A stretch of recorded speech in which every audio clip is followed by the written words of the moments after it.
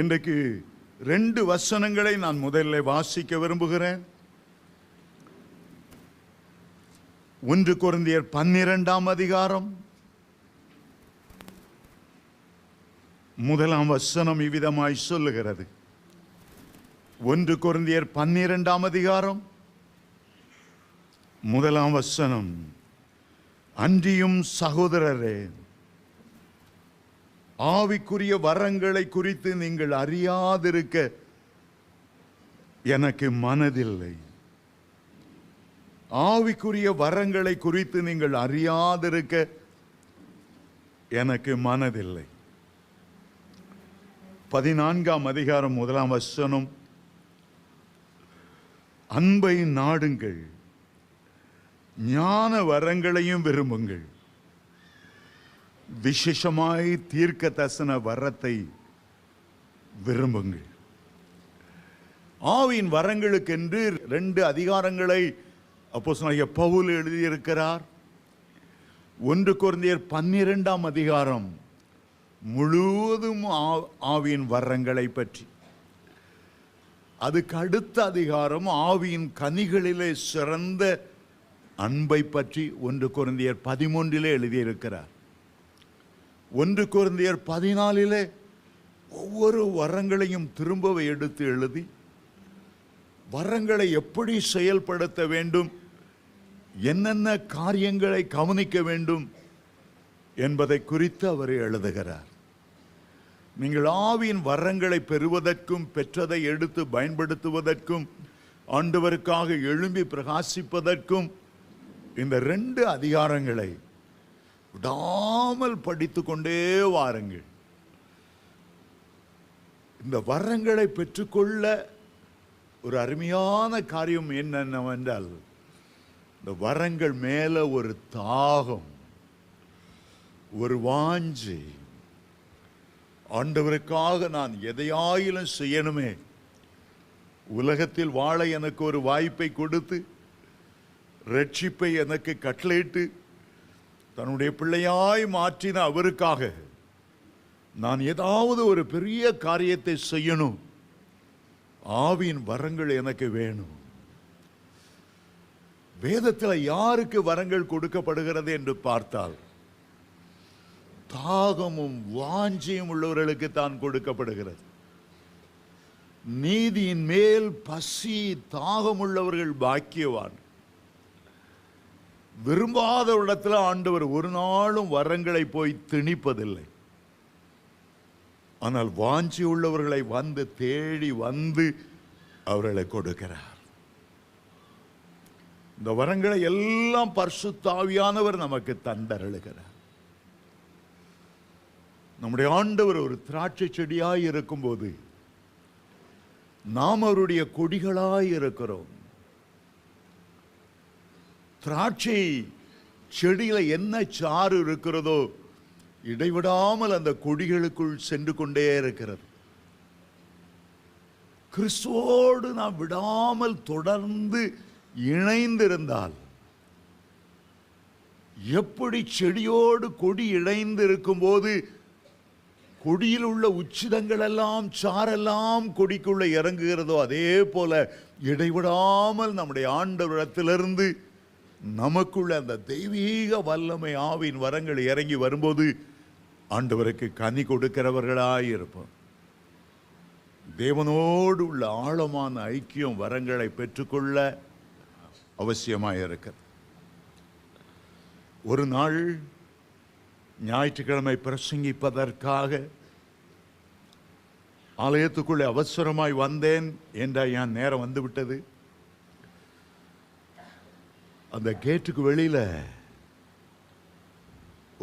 ஒரு சகோதரி, ஒரு 25 அல்லது 26 வயது இருக்கும். முகத்தை பார்த்தால் பேய் அறைந்தது போல இருக்கிறது, ஒரு சோகம் இருக்கிறது, ஒரு துயரம் இருக்கிறது, வாடி இருக்கிறது. அவள் என்னை பார்த்த ஐயா என்று கூப்பிட்டாள். நான் அவசரத்தில் வந்தபடினால், ஏமா வெளியே நிற்கிறவா, உள்ள வந்து உட்காரு என்று சொன்னேன். அவள், ஐயா ஒரு நிமிடம், எனக்கு பயங்கரமான எய்ட்ஸ் நோய், நான் செத்து கொண்டிருக்கிறேன். ஒரு மருத்துவர், ஏலிம் சபைக்கு போனால் உனக்கு ஒரு அற்புதம் நடக்கும் என்ற விலாசத்தை எனக்கு கொடுத்து விட்டார். அந்த டாக்டரால் என்னை குணமாக்க முடியல. வேதம் சொல்லுகிறது, மரணத்துக்காக நியமிக்கப்பட்டவர்களை விடுவிக்க கூடுமானால் விடுவி. நான் சொன்னேன், உள்ளே வந்து உட்காருங்கள். அவள் சொன்னாள், இந்த நோயா இருக்கிறனால எனக்கு உள்ளே வர விருப்பம் இல்லை, பயமா இருக்குது. அந்த வாசல்ல நின்றே ஜெபம் பண்ணினேன். ஒரு வாரமாகவில்லை, மதுரையிலே நான் பேச வேண்டியது இருந்தது. கூட்டங்கள் முடிந்த பிறகு அங்கேயும் ஏதோ ஒரு டாக்டர் ஒரு இளம் பெண்ணை கொண்டு வந்தார். அவளுக்கும் 30 அல்லது 31 வயது இருக்கலாம். கைகளை வைத்து பாரத்தோடு ஜெபம் பண்ணினேன். அவள் அப்படியே சரிந்து மயங்கி விழுந்தாள். திரும்பவும் தூக்கி எடுத்தேன். இந்த சரீரம் என் ஆண்டவர் உருவாக்கிய சரீரம். எய்ட்ஸ் நோயே உனக்குள்ள இருக்க அதிகாரம் இல்லை. இந்த நோயை குணமாக்க என் ஆண்டவர் சிலுவையில் எவ்வளவு ரத்தம் சிந்தினார், எவ்வளவு தழும்புகளை ஏற்றுக்கொண்டார். இந்த சரீரம் என்னுடைய ஆண்டவருடைய ஆலயமாய் இருக்கும்போது, பிசாசே, எய்ட்ஸ் நோயை கொண்டு வந்த சத்துருவே, நீ உள்ளத்தில் இருக்கக்கூடாது. என் ஆண்டவருடைய வாசஸ்தலம். மறுபடியும் கீழே விழுந்தார். ஆண்டவரே, உங்களை குணமாக்குவேன் என்று எவ்வளவு வாக்கு தத்தங்களை கொடுத்திருக்கிறேன், எவ்வளவு தழும்புகளை உன் மேலே ஏற்றுக்கொண்டிருக்கிறேன். மனமிறங்கி குணமாக்கும். ஒரு 5 தடவை திரும்ப திரும்ப அவளுக்காக ஜெபம் பண்ணேன். சென்னை வந்து விட்டேன். 2 மாதம் கழித்து அந்த டாக்டர் எனக்கு ஃபோன் பண்ணி சொன்னார், இப்போ அவளுக்கு எங்க லேபில் டெஸ்ட் பண்ணதில் அந்த எய்ட்ஸ் நோய் கூரே இல்லை, ஆண்டவர் குணமாக்கினார். ஆண்டவருடைய நாமத்தில் ஜனங்களை விடுதலையாக்கும்படி நீங்கள் அழைக்கப்பட்டிருக்கிறீர்கள். ஆண்டவருடைய ஸ்தானாபதியாக நீங்கள் அழைக்கப்பட்டிருக்கிறீர்கள். ஆண்டவருடைய ஊழியத்தை தொடர்ந்து அவருடைய அடிச்சுவடுகளை பின்பற்றும்படி நீங்கள் அழைக்கப்பட்டிருக்கிறீர்கள். ஆண்டவருடைய சொந்த பிள்ளைகளாக, அவருடைய வாரிசுகளாக, அவருடைய சுதந்திரங்களாக ஆண்டவர் உங்களை அபிஷேகம் பண்ணி இருக்கிறார். ஆண்டவர் பரலோகத்துக்கு எடுத்துக்கொள்ளப்படும் முன்னாலே சொன்னார், என்னை விசுவாசிக்கிறவர்கள் நான் செய்த கிரியைகளை தானும் செய்வார். இவைகளை பார்க்கிலும் பெரிய காரியங்களை அவன் செய்வான். ஆண்டவருடைய எதிர்பார்ப்பு என்ன? நீங்கள் ஆண்டவருடைய நாமத்தில் பெரிய காரியங்களை செய்ய வேண்டும் என்று ஆண்டவர் அவளோடு எதிர்பார்க்கிறார். அவர் 3.5 ஆண்டு காலங்கள் பூமியிலே தேவையுள்ள மக்களை பார்த்து மனதுருகி ஓடி ஓடி போய் அவர்களுக்கு அற்புதம் செய்தார். குஷ்டரோகிகளை குணமாக்கினார், பிசாசுகளை துரத்தினார், மரித்தோரை உயிரோடு எழுப்பினார். எவ்வளவு அற்புதங்கள்! ஆனால் அவர் பரலோகத்துக்கு போகும்போது அவருடைய உள்ளத்தில் ஏக்கம், நான் செய்த கிரியைகளை யார் தொடர்ந்து செய்வார்கள்? பிதா என்னை வல்லமையினால் அபிஷேகம் பண்ணி கட்டுண்டவர்களை விடுதலையாக்க, சிறைப்பட்டவர்களுக்கு சிறையிருப்பை கூற, குருடருக்கு பார்வையளிக்க அவர் என்னை அனுப்பினாரே. இந்த வேலை யார் தொடர்ந்து செய்வார்? யோவான் 14:12 இயேசு சொன்னார், என்னை விசுவாசிக்கிறவன் நான் செய்த கிரியைகளை தானும் செய்வான். இவைகளை பார்க்கிலும் பெரிய காரியங்களை செய்வான். எல்லா ஆவியின் வரங்களுக்கு பின்னால விசுவாசம் என்கிற வல்லமை இருக்கிறது. என்னை விசுவாசிக்கிறவர், என்னை விசுவாசிக்கிறவர். நாம ஒரு அடிப்பாட்டத்தில் இருக்கோம். இயேசு செய்த கிரியைகளை நம்ம நினைத்து கூட பார்க்கறதில்லை. அந்த அளவுக்கு நாம் உயர்வோம் என்று எண்ணுகிறதும் இல்லை. ஆனா அந்த அவிசுவாசத்தை உடைத்து இயேசு சொன்ன வார்த்தையில நம்பிக்கை வைத்து எனக்கு ஆவியின் வரங்களை கொடுத்தால் நான் தாழ்மையோடு நடந்து கொண்டு இந்த தேவை உள்ள மக்களுக்கு விடுதலை கொடுப்பேனே, கேன்சர் நோய் உள்ளவர்களுக்கு குணமாக்குதலை சொல்லுவேனே. எவ்வளவு மக்கள் உண்மையான தெய்வன் யாரு, எங்கே விடுதலை கிடைக்கும், அசுத்த ஆவிகளினாலும் பிசாசு போராட்டங்களினாலும் செய்வினைகளினாலும் வாடி ஐயோ யாரிடத்துல போனா எனக்கு விடுதலை கிடைக்கும், இருளிலே புழுக்களை போல நெளிந்து வெளிச்சத்துக்காக இயங்குகிறவர்கள் எவ்வளவு பேர் இருக்கிறார். ஆண்டவருடைய அபிஷேகத்தின் காரணம் என்ன? அப்போஸ்தலர் 10:38 அவர் சொன்னார், நசரேயனாகிய இயேசுவை தேவன் பரிசுத்தாவினாலும் வல்லமையினாலும் அபிஷேகம் பண்ணினார். தேவன் அவருடனே கூட இருந்தபடியால் நன்மை செய்கிறவராகவும் பிசாசின் பிடியிலே சிக்குண்ட யாவரையும் விடுதலையாக்குகிறவராகவும் சுற்றி திறந்தார். இன்றைக்கு இயேசுவினுடைய கைகள் நீங்கள் தான். அவருடைய இருதயத்தில் இருந்த அதே மனதுருக்கம் உங்களுடைய இருதயத்திலும் வரும்போது, அவரை அபிஷேகம் பண்ணின அதே ஆவியானவர் உங்களை அபிஷேகம் பண்ணும்போது ஆண்டவர் செய்த கிரியைகளை நீங்களும் செய்வீர்கள். ஆண்டவர் 3 பேரை மரித்தோரிலிருந்து எழுப்பினால் நீங்களும் மரித்தோரிலிருந்து ஜனங்களை எழுப்புவீர்கள். 3 பேரோட நின்று விடாங்க. அது ஆண்டவருடைய வாஞ்சை. இன்னும் நீ பெரிய காரியங்களை செய்யணும். 30 பேரை உயிரோடு எழுப்பணும், 300 பேரை உயிரோடு எழுப்பணும், 3000 பேரை உயிரோடு எழுப்பணும். அதற்காகத்தான் ஆண்டவர் அந்த விசுவாச வார்த்தையை சொன்னார். உண்மையாய் நீ என்னை விசுவாசிப்பாய், ஆனால் உன்னோடு நான் இணைந்து கொள்ளுவேன். ஏனென்றால் என்னுடைய ராஜ்யம், என் ஆண்டவருடைய ராஜ்யம், என் பிதாவினுடைய ராஜ்யம் பூமியிலே ஸ்தாபிக்கப்படும்படி உனக்கு நான் ஆவியின் வரங்களை கொடுக்க விரும்புகிறேன்.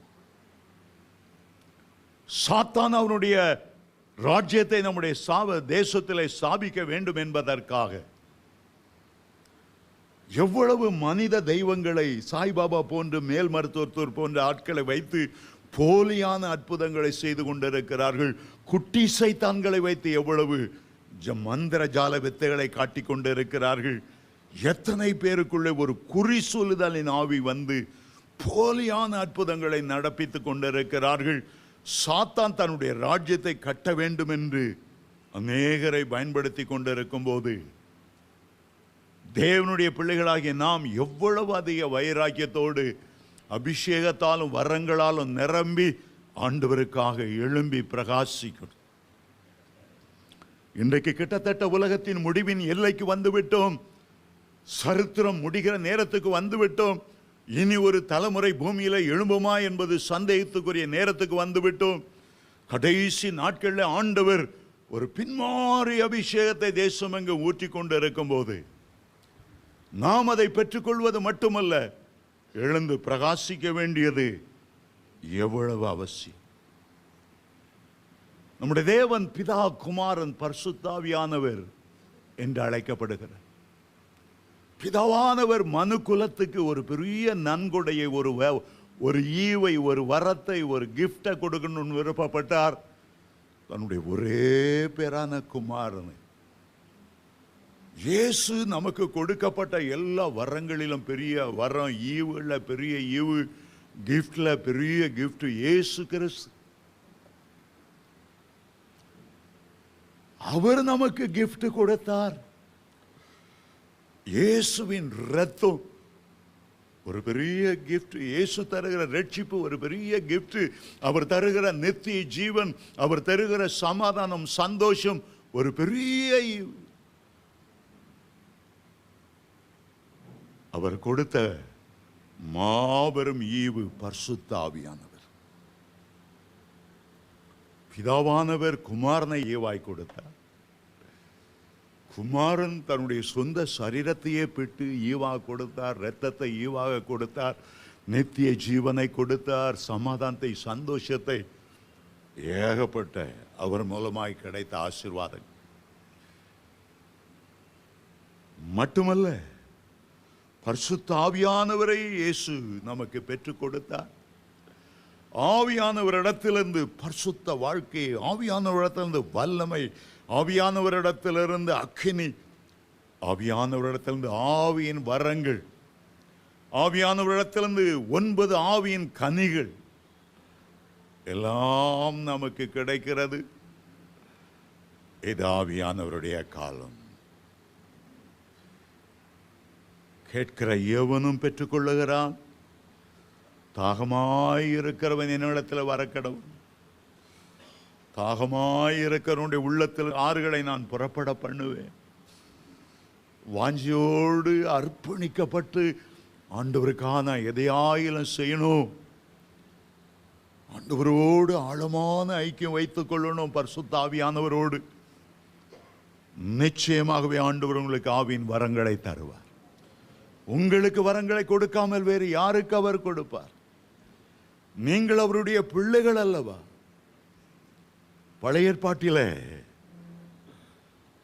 எலியா மேலிருந்து ஆவியின் வரங்களால கவர்ச்சிக்கப்பட்டு ஒரு மனிதன் தன்னுடைய வயலை, தன்னுடைய தகப்பனுடைய வீட்டை எல்லாவற்றையும் விட்டு 12 ஏர் பூட்டி வயலில் உழுது கொண்டிருந்தவர் அந்த ஏரை முறித்து அந்த மாடுகளை அடித்து ஒரு பிரியாணி போட்டுவிட்டு எலிசாவை பின்தொடர்ந்து வந்தார். அநேக வேத பண்டிதர்கள் சொல்லுகிறார்கள், 14 ஆண்டுகள் ஒரு அடிமையை போல, எஜமானுக்கு ஒரு வேலைக்காரனை போல, ஒரு குருவுக்கு ஒரு சிஷ்யனை போல 14 ஆண்டுகள் வேலை செய்தாராம். ஆனால் அவருடைய இருதய துடிப்பு, இவர் மேல் இருக்கிற ஆவியின் வரத்தை நாம் பெற்றுக்கொள்ளணும். ஒரு நாள் எலியா எடுத்துக் கொள்ளப்பட வேண்டிய நேரம் வந்தது. எலிசாவை கூப்பிட்டார். நான் உனக்கு என்ன செய்ய வேண்டும் என்று விரும்புகிறாய்? எலிசா ஒரு நிமிடம் கூட யோசித்துக் கொண்டிருக்கல.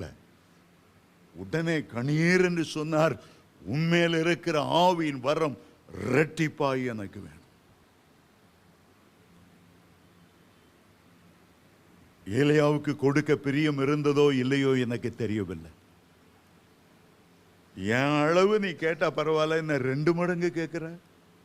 என்ன குருவை மிஞ்சின சிஷ்யனா பார்க்கணும்னு விரும்புறியா? என் அளவு கேளு, தாரேன். எலிசா என்ன சொன்னார் தெரியுமா?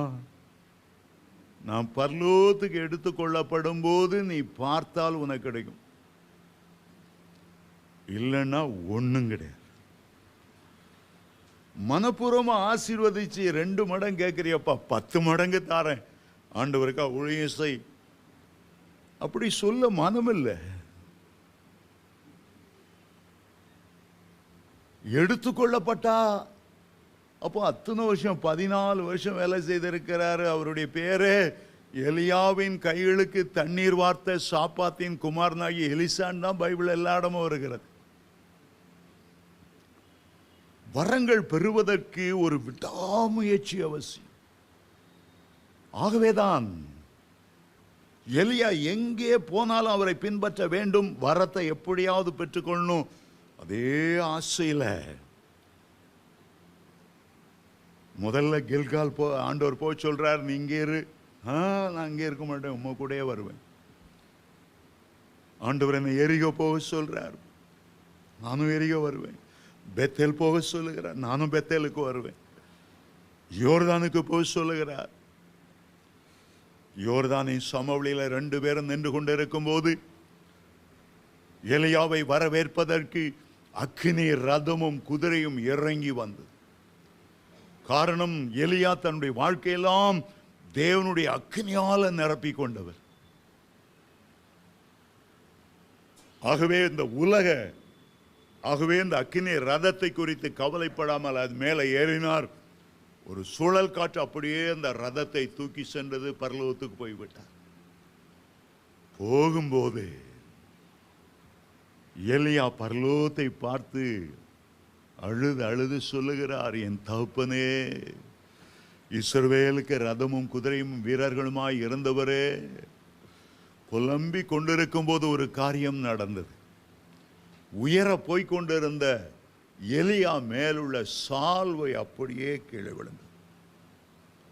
ஆகாயத்தில் வருகிறதை பார்க்கிறார். இந்த சால்வை அப்படியே காட்டில் ஆடி ஆடி கீழே இறங்குகிறது. தூரத்தில் நிறைய தீர்க்கதரிசி புத்திரர்கள் எல்லாம் பார்த்துட்டு இருக்கிறாங்க. எந்த நேரம் ஓடி போய் அந்த சால்வை பிடித்தாரோ ஒரு பயங்கர பலத்த அபிஷேகம் வல்லமை அந்த நிமிடம் முதல் 2 மடங்கு ஆவியின் வரம் எலிசா மேலே இறங்கிவிட்டது. சில ஆலயத்துக்கு வருகிறீர்கள், தேவனுடைய ஊழியக்காரர்களை சந்திக்கிறீர்கள். அவர்களோடு ஆழமான ஐக்கியம் வரும்போது, அவர்கள் ஆசீர்வதிக்கும் போது, அவர்கள் மேல் என்ன ஆவியும் வரம் இருக்கிறதோ அது தானாகவே உங்களுக்குள்ளே வந்துவிடும். ஆவியின் வரங்களை பெறணும்னா தேவனுடைய ஊழியக்காரர்களோடு, விசேஷமாய் வரம் பெற்றவர்களோடு, சபையோடு ஒரு ஆழமான ஐக்கியம். 2வதாக நீங்க ஆவியின் வரங்களை பெற வேண்டும் என்றால், ஆண்டவர் எது மேல உங்களுக்கு ஒரு தாகம் இருக்கிறதோ அதை பார்த்துதான் ஆவியின் வரங்களை கொடுப்பார். நீங்க ஒவ்வொரு நாளும் ஆஸ்பத்திரிக்கு போய் வியாதியஸ்தர் மேல் கை வைத்து பாரத்தோடு ஜெபித்து பாருங்கள்.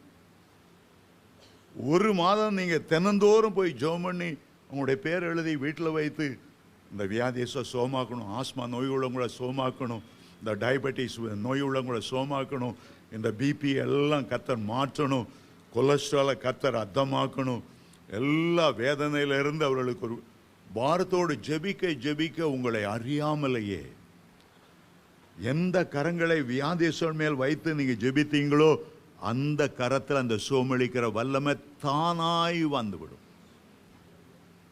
பிசாசு பிடித்தவர்களுக்காக, செய்வினையில மாட்டிக்கொண்டவர்களுக்காக நீங்கள் பாரத்தோடு ஜெபிக்கும் போது உடைய கைகளில் அந்த வல்லமை இறங்கி வந்துவிடும். நான் வெறும் ட்ரெயினில் டிராக்ட் கொடுத்து கொண்டு இருப்பேன். மாதக்கணக்காக, வருஷக்கணக்காக, காலையில் 6லேருந்து 7 மணி வரையிலும் தாம்பரம் வரைக்கும் போவேன், பீச் வரைக்கும் போவேன், டிராக்டை கொடுப்பேன்.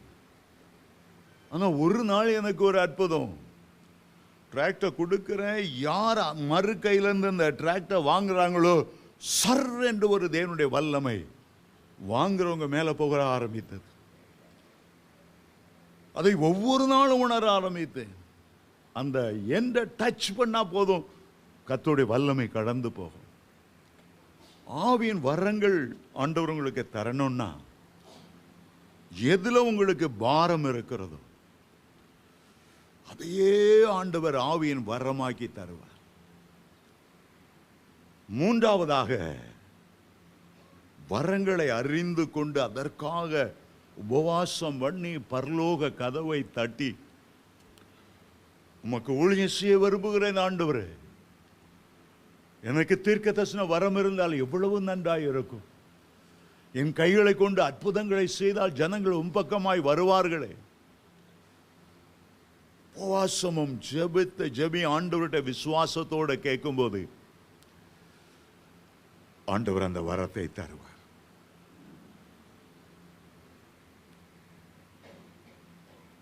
கொரியா தேசத்து போதகரான பால் யாங்கிச்சோ அமெரிக்கா தேசத்துக்கு போனார். பாவம் பெருகின இடங்கள் பக்கமாய் போனார். எங்க பார்த்தாலும் சூதாட்டம், எங்க பார்த்தாலும் நைட் கிளப், எங்க பார்த்தாலும் ஆபாச நடனம். அமெரிக்காவை குறித்த ஒரு பாரம் அவருக்கு வந்தது.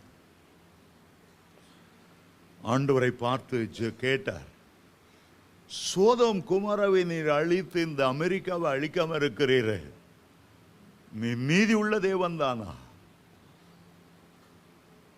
இந்த தேசத்துக்கு நீர் எவ்வளவு இரக்கம் செய்து கொண்டிருக்கிறீர், சோதோம் குமாராவுக்கு இந்த இரக்கம் செய்யவில்லையே.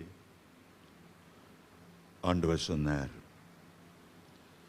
இங்கே நீதிமான்கள் இருக்கிறார்கள், இங்கே ஜெபிக்கிறவர்கள் இருக்கிறார்கள், ஆத்துமா பாரம் உள்ளவர்கள் இருக்கிறார்.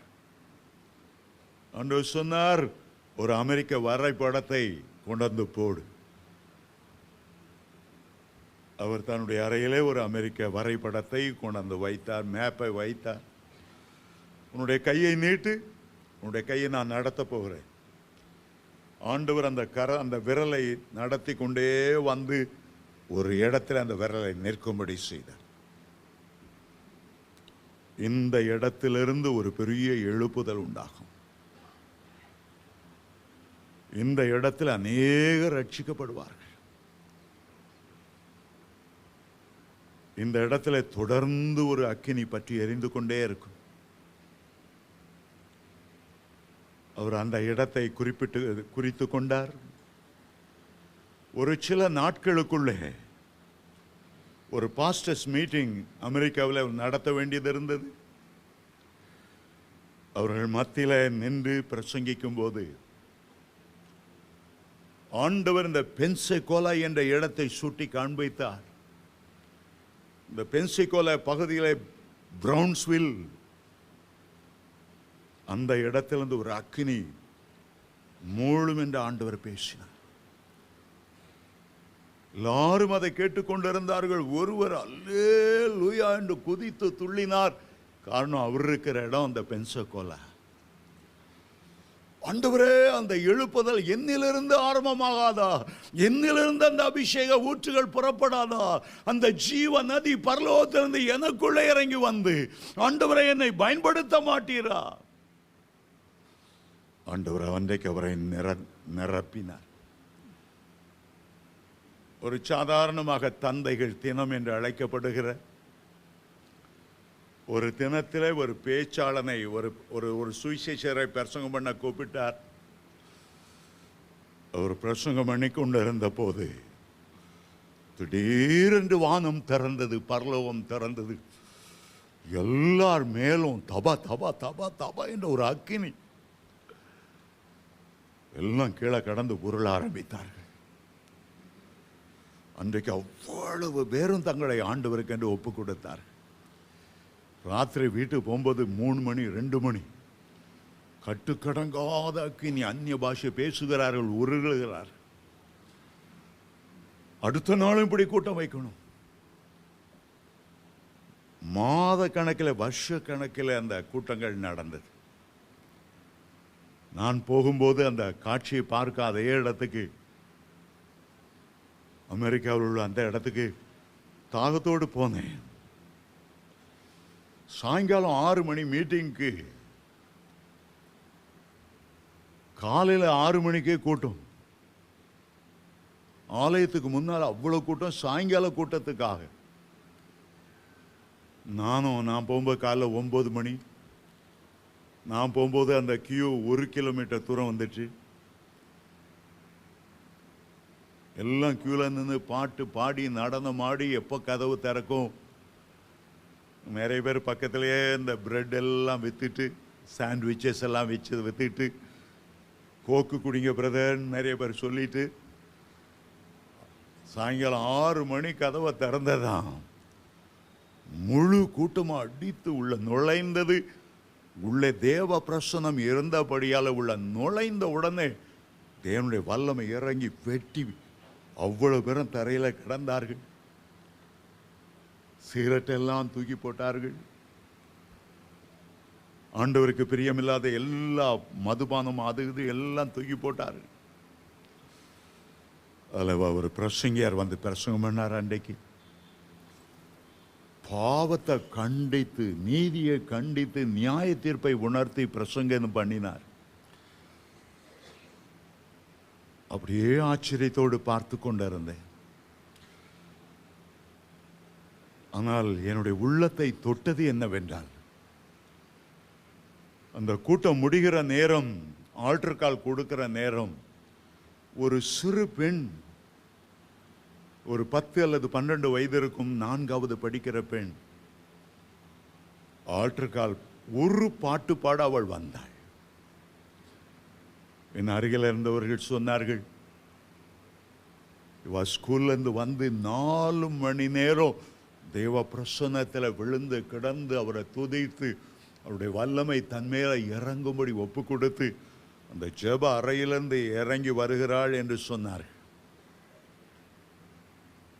அவள் பாட ஆரம்பித்ததான் ஒவ்வொருவருடைய கழுத்திலும் கர்த்தருடைய கரம் அமர்ந்து அப்படியே தள்ளி கொண்டு வந்து ஆற்றில் முகங்குப்புற அவ்வளவு பேரும் விழுந்து கிடந்தார்கள். பாடல் பாடும்போது இருந்த அபிஷேகத்தை பார்க்கிறோம், வசனத்தை பிரசங்கிக்கும் போது இருந்த தேவ பிரசன்னத்தை பார்க்கிறோம். அவள் ஆல்டர் கால் பாடும்போது அவ்வளவு மகிமை அந்த இடத்துல நிரப்பினது. கடைசி நாட்களில் ஆண்டவர் தம்முடைய அபிஷேகத்தை ஊற்றும் போது உங்களுடைய குமாரரும் குமார்த்திகளும் தீர்க்கதரிசனம் உரைப்பார்கள். உங்களுடைய மூப்பர்கள் சொப்பனங்களையும் வாலிபர் தரிசனங்களையும் காண்பார்கள். ஊழியக்காரிகள் மேலும் ஊழியக்காரர்கள் மேலுமே நீ ஆவியை நான் ஊற்றுவேன். தாவீதின் குடும்பத்தார் மேலும் எருசலேம் குடிகள் மேலும் என் கிருபையின் ஆவியையும் விண்ணப்பத்தின் ஆவியும் ஊற்றுவேன். காலங்கள் செல்ல செல்ல வருகை நெருங்கிக் கொண்டிருக்க இந்த உலகத்தை ஒரு அந்தகார வல்லமையும் இந்த உலகத்தின் அதிபதியான அந்தி கிறிஸ்துவும் நுழையிற காலம் வர வர ஆண்டவர் எப்படியாவது ஒரு கூட்டத்தை தமக்கென்று தம்முடைய மகிமையின் வருகைக்கென்று ஆயத்தப்படுத்தும்படி இதுவரை இல்லாத ஒரு பெரிய அபிஷேகத்தை ஊற்றிக் கொண்டிருக்கிறார். ஆவிக்குரிய வரங்களை பொழிந்தறி கொண்டிருக்கிறார். எப்படி ஆகிலும் புறஜாதியார் ரட்சிக்கப்பட்டு கர்த்தருடைய வருகைக்கு ஆயத்தமாக வேண்டும் என்பது ஆண்டவருடைய இருதய துடிப்பாய் இருக்கிறது. ஆண்டவரே என்னை பயன்படுத்தும் என்று இன்றைக்கு நீங்கள் எழுந்தருளுவீர்களானால், என்னை ஆவியின் வரங்களுக்கு என்று அர்ப்பணிக்கிறேன் என்று இன்றைக்கு 100க்கு 100 ஒப்பு கொடுப்பீர்களானால், உங்களை 100க்கு 100 பொறுப்படுத்தி உங்களை அக்கினி ஜுவாலையாக்கி எலியாவின் மேலிருந்த அக்கினியை கர்த்தரே தேவன் என்று நிரூபிக்கும்படியான பக்தி வைராக்கியத்தை ஆண்டவர் உங்களுக்கு தந்தருளுவார். ஏதோ ஒரு பெரிய காரியத்தை செய்ய போகிறார். என்னுடைய கண்கள் ஒரு பெரிய எதிர்பார்ப்பு இருக்கிறது. ஊழியக்காரர்களுக்கு தான் ஆவியின் வரங்கள் என்று ஒருபோதும் நினைத்து விடாதீங்க. கர்த்தர் அதற்காக வேலை உடை சொல்லுவார். அதற்காக ஆண்டவர் இல்லை. மார்க் 16:17 சொல்லுகிறது, விசுவாசிகளால் நடக்கிற அடையாளங்கள் அவனை. உங்களை கொண்டு நடக்கக்கூடிய அடையாளங்களை ஆண்டவர் சொல்லுகிறார். ஊழியக்காரரை கொண்டு ஆண்டவர் செய்வார், இல்லை என்று இல்லை. ஆனால் ஊழியக்காரருக்கு தான் ஆவியின் வரங்கள் என்று ஒருபோதும் எண்ணி விடாதீர்கள். என்னை ஆண்டவருக்குள்ளே நடத்தின சகோதரி 17வது வயதிலே வயிற்றிலே பிள்ளையோடு விதவையான சகோதரி. யோசித்து பாருங்கள், 17 வயது, கணவனோடு 6 மாதம் வாழ்ந்தார்கள். விபத்தில் அவர் மரித்து விட்டார். வயிற்றிலே குழந்தை. இளம் விதவை எப்படி வெளியே போய் ஊழியம் செய்ய முடியும்? அவர்கள் ஜெபித்த போது வல்லமையான தீர்க்கதரிசன வரத்தை ஆண்டவர் கொடுத்தார். வீட்டுக்கு வருகிற பால்காரி, கீரைக்காரி, துணி அயன் பண்றவன் எல்லாரையும் ஆண்டவர்களை நடத்தி விடுவார்கள். அவனுடைய அந்த ரங்கங்களை சொல்லுவார்கள். அவர்களுக்கு பெண் குழந்தை பிறந்தது, படிக்க வைத்தார்கள், டீச்சர் ஆனார்கள். ஒரு வக்கீலுக்கு கட்டி கொடுத்தார்கள். அந்த வக்கீலுடைய கட்சிக்காரர் கேஸுக்காக வரவங்க அவ்வளவு பேருக்கும் காப்பியை கொடுத்து 10 நிமிஷம் பக்கத்தில் நின்று ஆண்டவர்களை நடத்தாம விடவே மாட்டாங்க. அந்த தீர்க்கதரிசனம் அவ்வளவு வல்லமையுள்ளதா இருந்தது. நான் குடிகாரனாய் வாழ்ந்த போது என்னை சந்திக்க வந்த அப்போது அவர்களுக்கு 65 வயது. லாட்ஜில் பேச்சுலர்ஸோட தங்கியிருந்த என்னுடைய அறை கதவை தட்டினார்கள். குடித்து வெறித்து இருக்கும்போது கதவை திறந்ததான். ஏன் தம்பி, உன்னுடைய முகம் பேய் அறைந்தது போல இருக்கிறது, ஏன் இவ்வளவு துக்கத்தோடு இருக்கிறாய்? கவலையும் கண்ணீரும் நிறைந்த அந்த உலகத்தில் இயேசு கிறிஸ்து ஒருவர் தான் உன் பிரச்சனையை மாற்றக்கூடியவர். அவர் ஒருவர் தான் உன்னுடைய துக்கத்தை சந்தோஷமாய் மாற்றக்கூடியவர். அவருடைய கரம் குறுக்கிடட்டும். அந்த அறைக்குள்ளே வந்து ஒரு ஜெபம் பண்ணினார்கள் பாருங்கள், என்னால மறக்கவே முடியாது. இளம் விதவை என்று முறுமுறுத்து போய் மூலையில உட்காரல்ல, ஏன் ஆண்டவரே என் கணவனை எடுத்துக்கொண்டே உமக்கு அறிவில்லையா, கண்ணில்லையா, இரக்கமில்லையா, கேள்வி கேட்டுக்கொண்டு இருக்கவில்லை. நான் பயன்பட வேண்டும் என்று ஜெபம் பண்ணின போது ஆண்டவர் அந்த வரத்தை கொடுத்தார். அன்றைக்கு அவங்க சொன்னாங்க, ஆண்டவர் உன்னை சுவிசேஷனாய் தெரிந்து கொண்டு உலகத்தின் பல தேசங்கள் கொண்டு செல்ல இருக்கும் போது நீ ஏன் அற்பத்தனமான பாவ கண்ணிக்குள்ளே சிக்கி கிடக்கிறாய்? அந்த தீர்க்க தரிசனம் வரும்போது தரையில தொப்பென்று விழுந்து விட்டேன், தரையில உருள ஆரம்பித்தேன். அன்றைக்கு ஆண்டவர் என்னை தொட்டார். அந்த டிப்ரெஷன், எனக்குள்ள ஒரு டிப்ரெஷன் என்னை வாட்டி வதைத்து கொண்டு இருந்தது. அந்த டிப்ரெஷன் என்னை விட்டு வெளியே ஓடுகிறதை உணர்ந்தேன். என்னுடைய இருதயத்தின் பாரங்கள் விலகுகிறதை உணர்ந்தேன். 65 வயது மூதாட்டி. நீங்கள் எந்த வயதாக இருந்தாலும் அது ஆண்டவருக்கு பிரச்சனை அல்ல. உங்கள் ஒவ்வொருவரையும் பயன்படுத்த ஆண்டவர் விரும்புகிறார். ஹல்லேலூயா, ஹல்லேலூயா. அருமையான தேவனுடைய பிள்ளைகளே, பாலியங்கி சோவுக்கு அந்த தீர்க்கதரிசன வரத்தை கொடுத்திருந்ததினாலே அவ்வளவு எழுப்புதலை அந்த பென்சகோலா என்ற இடத்துல ஏற்படுத்தும்படி கர்த்தர் அவரை பயன்படுத்தினார். உலகத்தார் ஆவியின் வரம் என்று நாம் சொல்லுகிறோம். இந்து புராணங்களை பார்த்தால் அங்கேயும் அவர்கள் வரங்கள் என்று சொல்லுகிறார்கள்.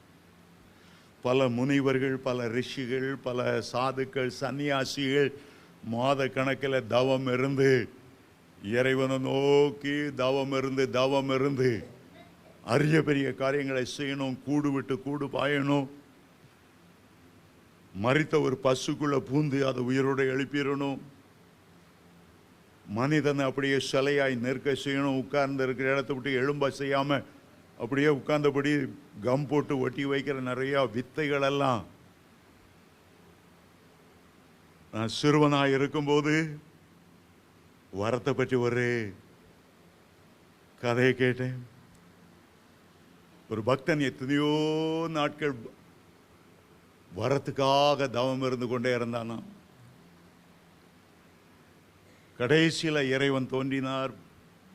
பக்தா, உன் பக்தியை யாம் மெச்சினோம். நீ வேண்டுவது என்ன? இறைவனை பார்த்து, இறைவா, நான் தொட்டதெல்லாம் பொன்னாகணும். தந்தோம் இறைவன். ஒரு ஓடி போய் மைக்க தொடுறாரு, டேபிளை தொடுறாரு, எதை தொட்டாலும் கோல்டா மாறிட்டே இருக்கு. வீடு பூரா அவ்வளோ கோல்டு. இப்ப பசிச்சுது, சாப்பிடலான்னு சாப்பாடை தொட்டா அதெல்லாம் பொண்ணா மாறிச்சு. பசிக்குது, தாங்க முடியல. ஓடி போய் அம்மா பசிக்குதா மனைவியை தொட்டாரோ இல்லையோ, பொச்சிலையா மாறிட்டான். கடைசியில் வரம் பெற்ற பக்தன் பட்னி கிடந்து பரதாமா சத்தானாம். எனக்கு சின்ன பிள்ளையில அப்படி ஒரு ஆசை. நான் தொட்டது பொண்ணாக வேண்டாம் ஆண்டவரே, சாக்லேட்டா மாறினா போதும். உண்மையா முழங்கால் போட்டு ஆண்டவர்கிட்ட கேட்டிருக்கேன். சர்ச்சில் நல்ல அழகா பெயிண்ட் அடித்து வெள்ளை மஞ்சள் பெயிண்ட் இருக்கும். எல்லாம் பால் கட்டியாக மாறினா எவ்வளோ நல்லா இருக்கும். அப்படிப்பட்ட ஒரு ஆவியின் வரம் தரக்கூடாதா? உலகத்தில் உள்ள ஆவியின் வரங்களுக்கும் நம்முடைய ஆவியின் வரங்களுக்கும் ஒரு பெரிய வித்தியாசம். இந்த ஆவியின் வரத்தை இயக்குகிறவர் பரிசுத்த ஆவியானவர். இந்த ஆவியின் வரம் எப்பொழுது செயல்படும்னா, ரட்சிக்கப்பட்ட பிறகு, பரிசுத்த ஆவியின் அபிஷேகத்தை பெற்ற பிறகு, அந்த பரிசுத்த ஆவியின் வல்லமையிலிருந்து தான் ஆவியின் வரங்கள் புறப்படும். பரிசுத்த ஆவியை பெறும்போது பரிசுத்த ஆவியானவர் பரலோகத்தில் இந்த வான்புறா நமக்குள்ள இறங்கி வந்து நமக்குள்ளே தங்கி அவர்தான் இந்த வரங்களை செயல்படுத்துகிறார். நாம இதை செயல்படுத்த முடியாது. நமக்குள்ளே அந்த பாரம் வரும்போது ஆவியானவர் நமக்கு பகிர்ந்தளிக்கக்கூடிய அந்த வரங்களினாலே அவர் செயல்பட விரும்புகிறார். நம்முடைய உள்ளமாகிய பாத்திரம், ஆவியானவர் தங்கி இருக்கிற வாசஸ்தலம் பரிசுத்தமாய் இருக்கும்போது, நமக்கும் ஆவியானவருக்கும் ஒரு ஆழமான ஐக்கியம் இருக்கும்போது, போகும்போது நடக்கும்போது ஆண்டவரை துதித்து அந்நிய பாஷையில பேசி பேசி நம்ம கொடுத்த ஆவியின் வரங்களை அனல் மூட்டி எழுப்பும்போது ஆவியானவர் நமக்குள்ளிருந்து அந்த வரங்களை செயல்படுத்துவார். தாளந்துகள் வேறு, ஆவியின் வரங்கள் வேறு. உலகத்தாருக்கு பல தாளந்துகளை ஆண்டவர் கொடுக்கலாம். சங்கீதங்களை பாடுகிற தாளந்துகள் கொடுக்கலாம், இசைக்கருவிகளை மீட்டுகிற அழகான தாளந்துகளை கொடுக்கலாம். ரட்சிக்கப்படும் போது தேவனுடைய பிள்ளைகளுடைய தேவனுடைய நாமத்துக்கென்று நமக்கு விசேஷமான தாளந்துகள் கொடுக்கிறார். அது உலகத்தார் கொடுத்த தாளந்துகளை பார்க்கிலும் கோடி மடங்கு மேன்மையானவை. ரட்சிப்பில நமக்கு தாளந்துகள் உண்டு. ஆண்டவர் ஒருவனுக்கு 5 தாளந்தும், ஒருவனுக்கு 2 தாளந்தும், ஒருவனுக்கு 1 தாளந்தையும் கொடுத்தார். அதை வைத்து விருத்தி செய்ய வேண்டும். அதை வைத்து ஆத்துமாக்களை ஆதாயம் பண்ணணும். அதை வைத்து ஆண்டவருடைய நாமத்துக்கு மகிமை கொண்டு வரணும். 5 தாளந்தை பெற்றவன் வேறு 5 தாளந்தை கொண்டு வந்தபோது எஜமான் மகிழ்ந்தார், அன்போடு தட்டி கொடுத்தார். உண்மை உத்தமமான ஊழியக்காரனே, உன்னுடைய எஜமான் சந்தோஷத்துக்குள் பிரவேசி. 2 தாளந்து உள்ளவன் இன்னும் 2 தாளந்தை பெருக்கினான். ஆண்டவர் மகிழ்ந்தார். ஆவியின் வரங்களை கர்த்தருக்கென்று செயல்படுத்தும் போது இன்னும் அதிகமான வரங்களை ஆண்டவர் கொடுத்து கொண்டே இருப்பார். இன்னும் அதிகமான வல்லமை கொடுத்து கொண்டே இருப்பார். உள்ளவன் எவனோ அவனுக்கு கொடுக்கப்படும். இது ஆண்டவருடைய தத்துவம். ஆனால் 1 தாளந்தை வாங்கினவன் என்ன பண்ணினான்? அதை போய் புதைத்து வைத்து விட்டான். நான் சிறு வயதிலிருந்து ஒரு பெந்தைக்கோஸ்தை சபையை சேர்ந்தேன். எங்களுடைய கிராமத்தில் அந்த பெரிய பெந்தைக்கோஸ்தை சபை இருந்தது. என் வாழ்நாளில் ஒரு தடவை கூட ஆவியின் வரத்தை ஒரு விசுவாசி பெற முடியும். விசுவாசி அதை ஆண்டவருடைய நாம மகிமைக்காக பயன்படுத்த முடியும்னு கர்த்தருக்கு முன்பாக சொல்றேன். ஒரு பிரசங்கமும் நான் கேட்டதில்லை. வருஷ கணக்கில் அந்த சபையில் இருந்தேன். அங்க சபையில் இருக்கவங்களுடைய பரிதாபம் என்னன்னா, தங்க தாளந்தெல்லாம் பரிசுத்தவான்களுடைய பாதத்தில் புதைச்சு வச்சிடணும். நீ வரங்களை செயல்படுத்தினா உனக்கு சுயாதீன ஆவி வந்துவிடும். வரங்களை செயல்படுத்த அனுமதிக்கவே மாட்டார். அதை பற்றி டீச்சிங்கே இல்லை. எல்லாத்தையும் அந்த பரிசுத்தவான்களுடைய பாதத்தில் புதைச்சு வச்சுட்டு கம்முன்னு கை கட்டி எல்லாம் ஆராதனை, எல்லாம் வெள்ளையும் சொல்லையுமா இருந்து ட்ரம் அடிச்சு பாடி மறுப மலை தான். கீழே மேய்ப்பதில்லாத ஆடுகளை போல இருக்காங்களா, அதை பற்றி அக்கறையே கிடையாது. இந்திய மக்கள் ரட்சிக்கப்படுமே அதுக்கு பற்றி ஜபிச்சதை நான் கேட்டதே இல்லை.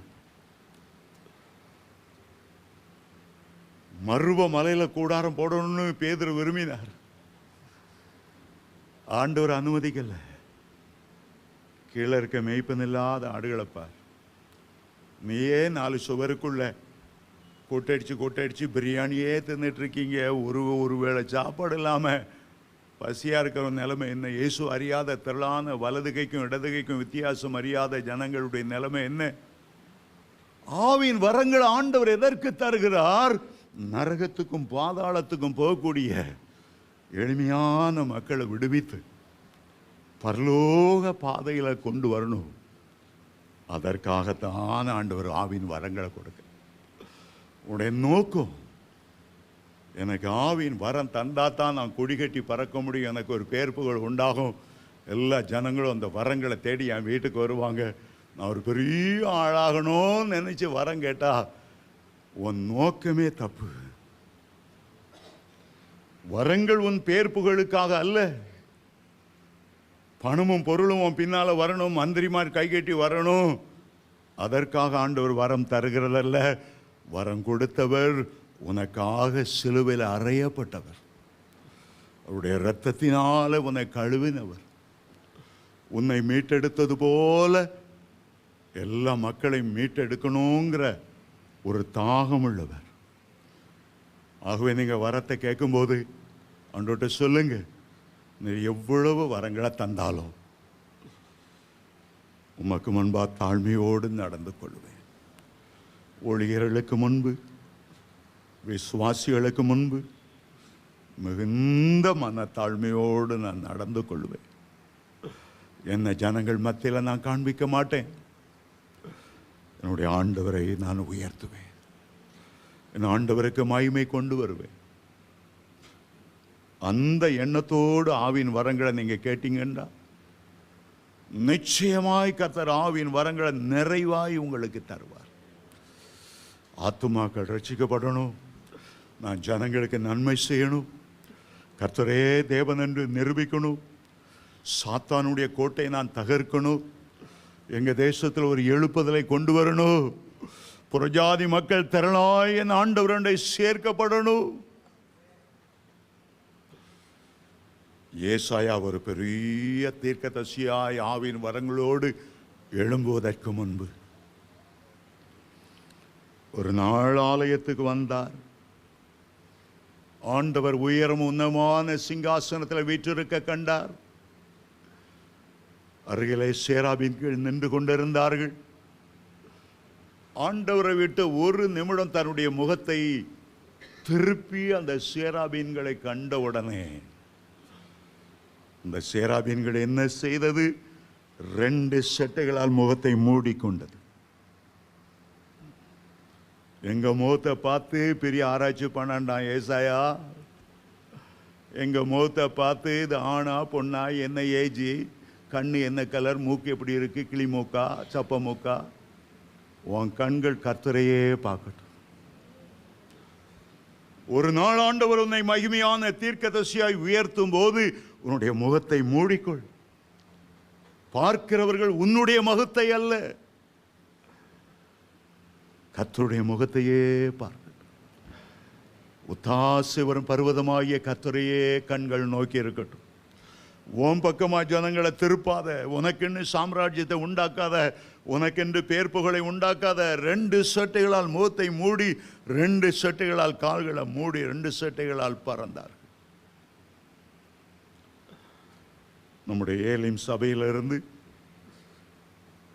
ஒரு 7 வயது உள்ள வாலிபன் திருப்பத்தூருக்கு போய் 21 நாள் உபவாசம் பண்ணும்படி போனான். ஜெபம் பண்ணிக்கொண்டே இருந்தான். முடிகிற நேரம் எதிர்பாராத விதமாக திடீரென்று ஆண்டவர் அவனுடைய அறைக்குள்ளே போனார். ஒரு சேர் எடுத்து போட்டுட்டார். உனக்கு என்ன வேண்டும்? அந்த வாலிபன் சொன்னான், எனக்கு 9 ஆவியின் வரங்கள் வேண்டும். இயேசுவில 9 ஆவியின் வரங்கள் இருந்தன. பவுல் அப்போஸ்தலன் 9 ஆவியின் வரங்களை செயல்படுத்தினார். எனக்கு 9 ஆவியின் வரங்கள் வேண்டும்.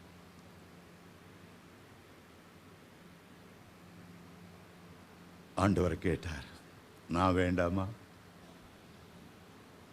வரங்களை பார்க்கிலும் என்னை அதிகமாய் நேசிப்பாயா? ஆண்டவர் சொன்னார், 9 வரமும் தந்தா உன் நிலைமை என்னாகும்னு எனக்கு தெரியும். உன்னால் பேலன்ஸ் பண்ண முடியாது. வரங்கள் செயல்படும் போது பெருமையும் ஜனங்களும் உன் காலில் விடுறதும்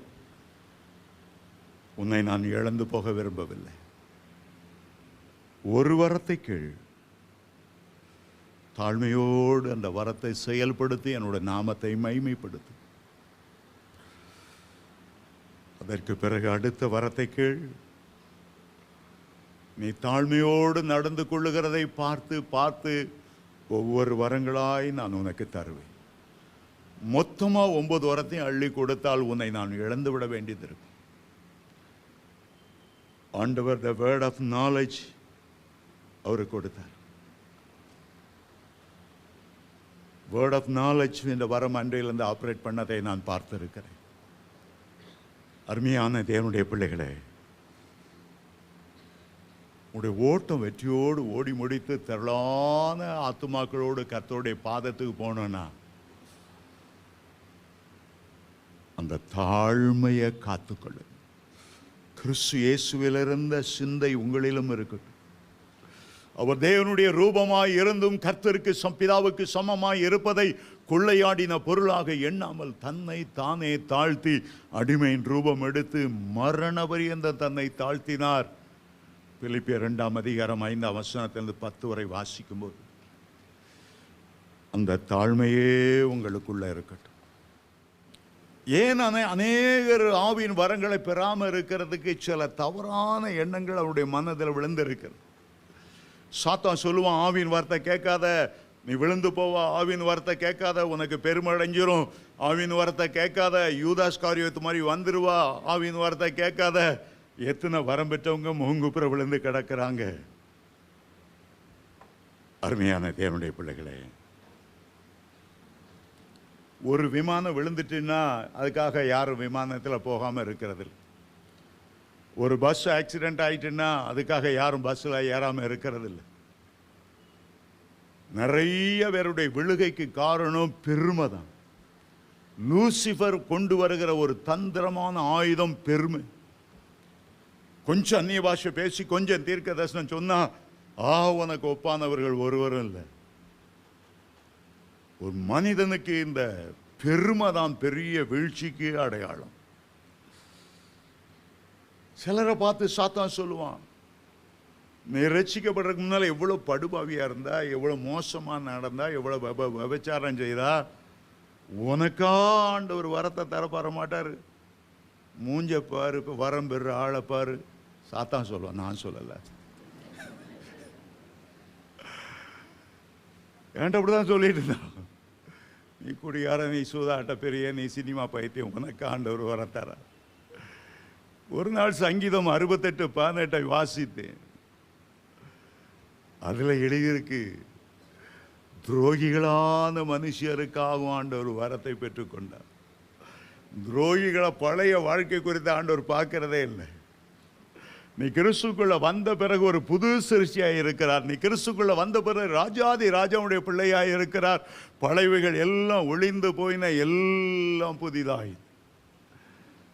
மகிழ்ச்சியோடு தாம் பிள்ளைகளுக்கு ஆவியின் வரங்கள் அவர் தருவார். உங்களுக்காக அவர் வைத்திருக்கிறார்.